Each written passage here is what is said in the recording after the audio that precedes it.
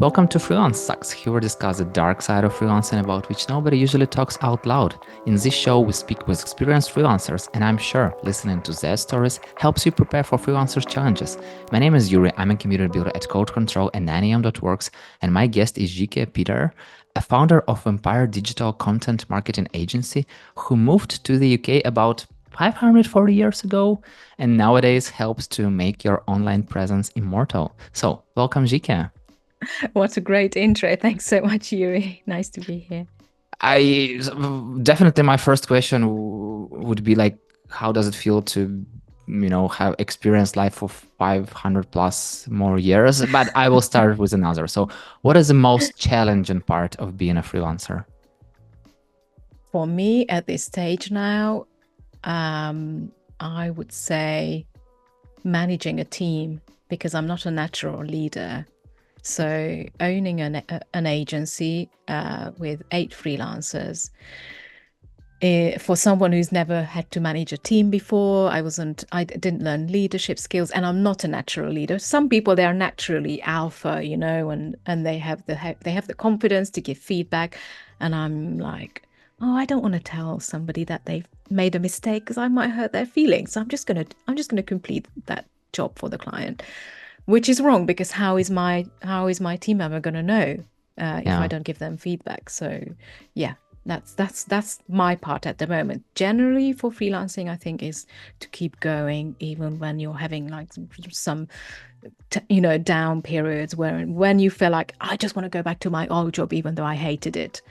And yet you have to like have that mindset of like, well, no, this is normal, and I just need to learn skills so I don't have the feast and famine period where I make sure that I constantly set aside some marketing time for me. And this applies to a lot of business owners, actually. When they have lots of business, they don't do any marketing, and suddenly they run out of work and they think, oh, I need to do some marketing. But if you spend 25% of your time doing marketing, you don't have the famine period. Surprise, Yeah. surprise. So I feel like switching to an agency owner from freelancing is organic step for many freelancers, who want to grow. And I'm curious, why did you decide to start an agency? Um, I mean, funnily, I didn't. This was never the plan. I was just a lone little freelancer minding my own business. Then, over 2 years ago, one of my posts went viral on LinkedIn, and I woke up to lots of people in my inbox. Please help me write a post like that one. Help me write for my LinkedIn. How did you grow on LinkedIn? And so on. So I had to take on a VA at the time, then another VA, then a copywriter, then another copywriter to manage the workload, and that's how it all began. So you could say natural. I call myself an accidental agency owner because it wasn't my plan. But of course, now I'm loving it, and obviously there are lots of challenges that come with it. Especially because before freelancing, I've always been employed. So it's all very new. But now it's given me a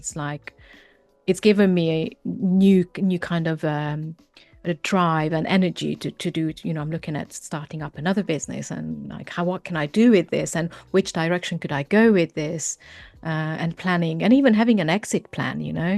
Not which doesn't necessarily mean selling. It just I'm thinking in 3 years' time, I want to have a team which is pretty much happening now, where my team can independently work off of me, so I can just paint in my artist studio in 3 years' time. That's the long-term plan. How do you learn on how to be a good leader? Wow, I think one is by doing, but also learning from others who have been there and done that. I think you can't. I've come to realize that I can't do this on my own. So I have a business mentor, and also I'm networking with a lot of people who are much more ahead, much further ahead in my journey. I always feel like if I put myself in a room full of people where I'm the smallest fish, that really motivates me to do better and to learn to become at least a little bit like those people who have built up and sold multiple businesses.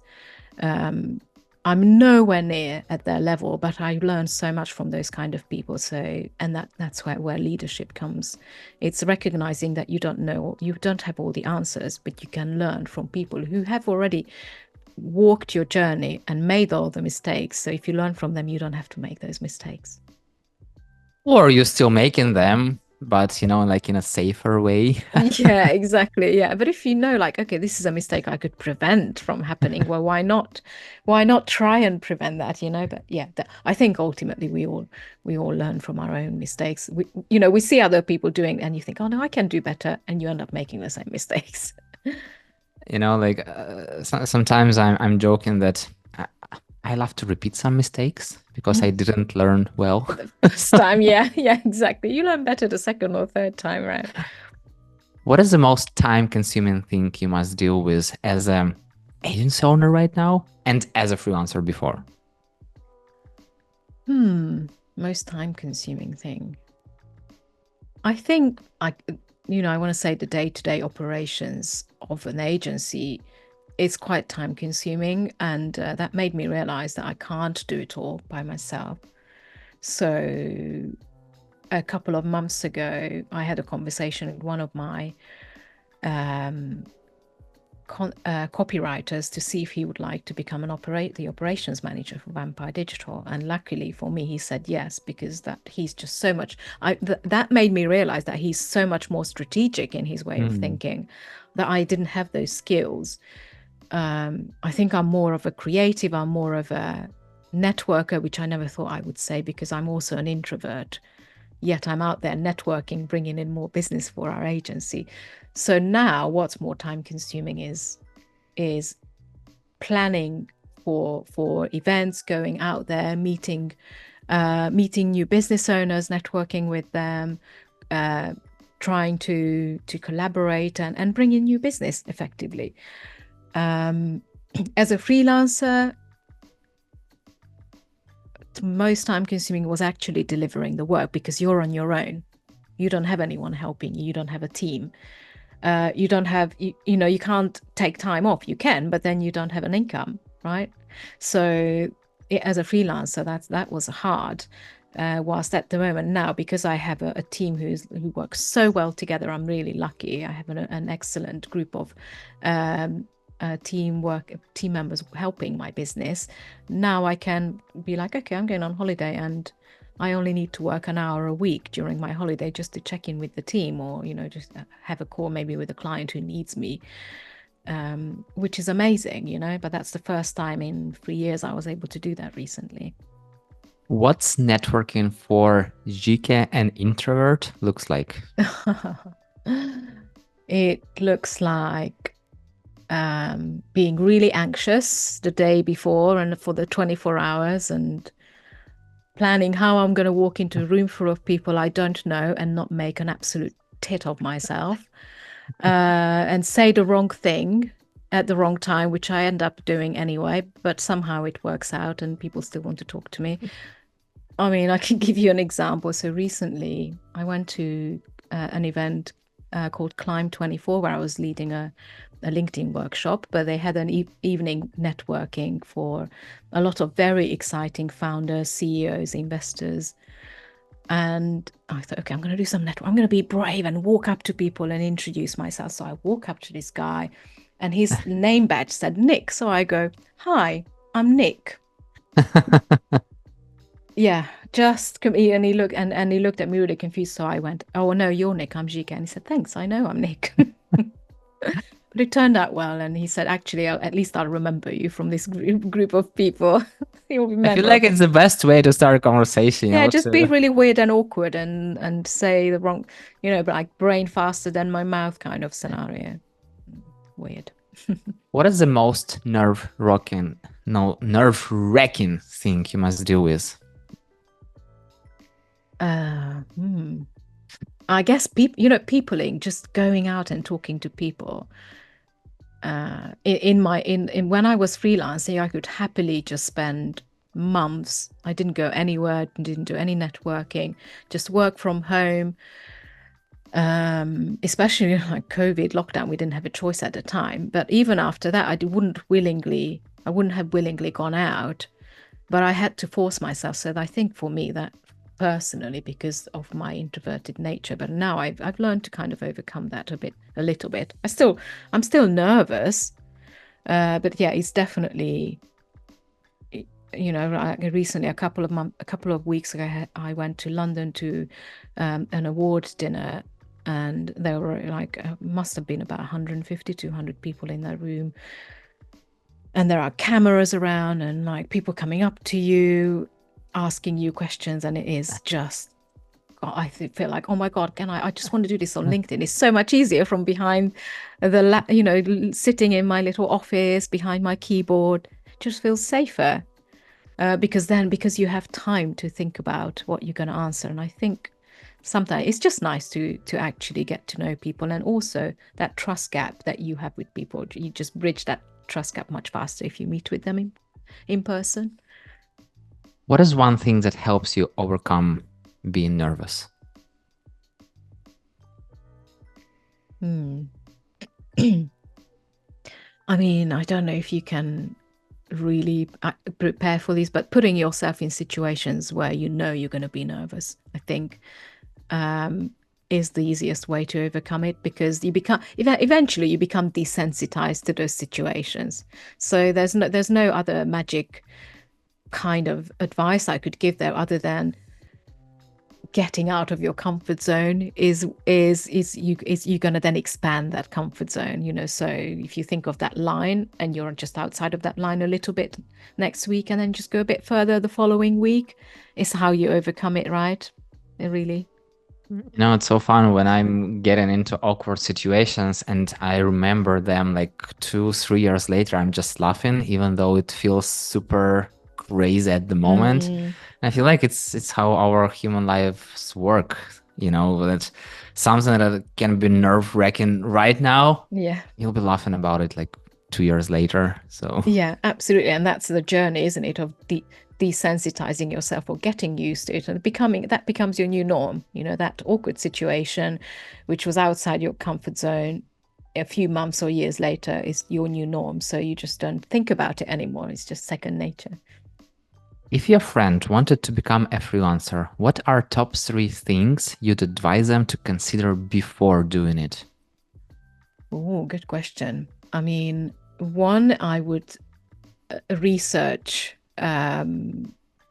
is what problem you're solving as a freelancer, whether that's a service or a product, and who you're solving that for. As number 2 is, do you know your target audience? Have you researched your target audience? Do they really need what you're trying to sell to them? Because if they don't, no matter how good your product or service you think it is, it's just not going to fly. And then 3, give it time. I think a lot of people give up way too soon. And if you don't have that tenacity, you're not going to survive as a freelancer or as a business owner. Obviously, if you've been doing it for a long time and you don't change what you're doing and it's not working, it's just not going to work just because you keep doing it. But a lot of people think, even with their LinkedIn, with their marketing, they do it for like a few months and they think, oh, this is not working. Whatever that person told me is rubbish, but you're just actually not giving it time. And if you give it time, then you need to try different techniques and methods and tactics, right? And if you've then tried different angles and it's still not working, then the thing is not working or your audience is wrong. So you've got to test different ways and things. But yeah, so number 1, research your target audience. know your target audience, know who you're selling to, and make sure that. So actually, yes. So number 1 is your product solid? Have you done your research? Is it actually solving a problem? And then who you're solving that problem for? And 3, give it time. Be have the tenacity, practice that tenacity, because that's the difference between those who make it and don't, is to actually follow through and be a doer, not just a talker. Yeah, I feel like so many people are burning out after doing some things for like 1, 2 months. It doesn't work, whatever.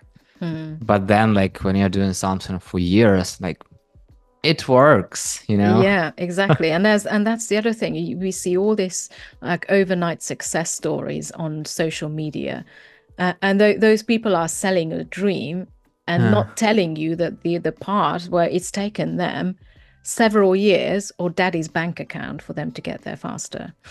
exactly. And I wish to have the sky as a limit, but time is a limit. Yeah. So the final question. If you were starting freelancing today, what is one thing you would have done differently? Speak with mentors and experts much sooner, because you don't know what you don't know. I feel like I could have progressed to where I am now much faster if I actually actively looked for people, a mentor or a coach. Invest in yourself, basically. So I know for some freelancers it's really difficult because they're running after clients, but if you're in a job, you could plan for this, right? 9 times out of 10 we tend to succeed from a point of despair because we have to earn money right now. But if you lost your job, you can find a safe part-time job and build your business alongside that. And so then that means you can invest in a coach or a consultant to help you get there much faster, to help you build that business, that freelance business or agency or whatever business model you're after. Because you don't know. I didn't know half of the terminology, the language, the type of networking that I should go, the kind of people that I should speak. I've learned, it took me a lot longer to learn it than if I've learned it from people. Yeah. Doing it by yourself is going to be a painful, long, drawn out process, because you can't have all the answers. It's impossible. So that's my advice: is learn from those who've been there, done that, invest in yourself, get on some courses. Obviously, don't buy from those who promise overnight success. But those who have really done it, and they can genuinely teach you and help you succeed in a much shorter amount. Zsike, thank you so much for sharing your experience and for having such an open conversation. You're so welcome. Thank you for the opportunity. And thank you so much for listening. If you like the show, hit the like button or 5 stars and share it with your friends. That's it. We're done. See you in the next episode.